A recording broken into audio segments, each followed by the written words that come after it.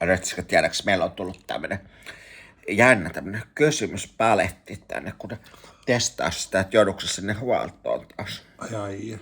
Ja sun pitäisi osata nyt vastata näihin ensimmäiseksi oikein. Ota mä laitan tää. Ei tää vielä bingoa. Ei tää pikku, kun tässä on näitä kysymyksiä. Ai no.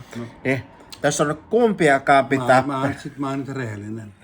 Olet nyt rehellinen ja ole hiljaa hetken aikaa sentään, kun sä oot aina tommonen pälättämässä. Tässä on kumpiakaan pitää peli. Kumpi voitti? Kuka sen tietää? Ei me voida tietää tommosesta asiasta. Kauhean hankala. Hankala.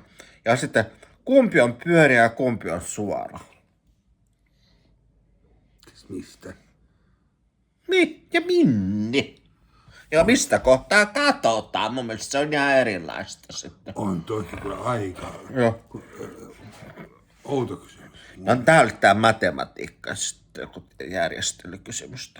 No sit tässä on tää biologia kysymys. Mistä haluat tehdä?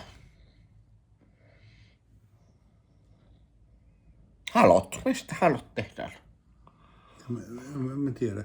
Me haetaan bensa-asemalta halkkolaatikko. Ei meillä ole, vitsikö meillä ei ole halkkoa. No sit, tän sä tiedät kyllä ihan varmasti. No. Nyt mä rupaan sulle. Paljonko on valuutanvaihtokurssi Portopanukseen? Se on hirveän helppo. 5, 1, 1, 1, 6. Kyllä me se muistetaan. Retski muista se. Se on aina. 5, 1, 1, 1, 6. Kyllä me tiedetään.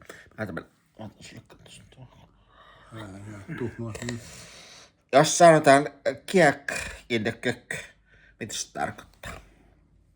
Onko se vähän niin kuin semmoinen kuin kanauunissa?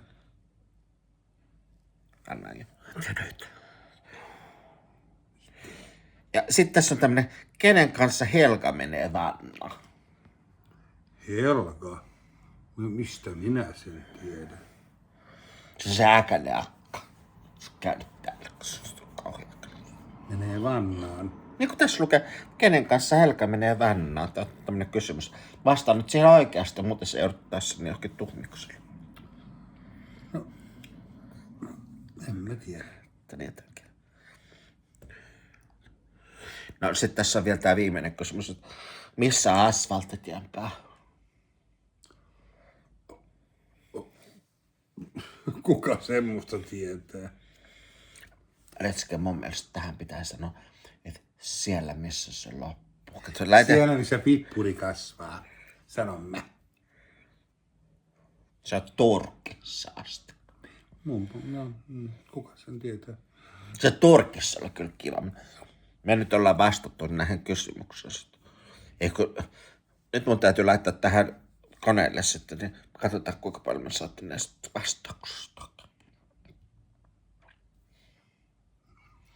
Siis se oikeesti, mun mielestä pitää katsoa esimerkiksi tuo Halot.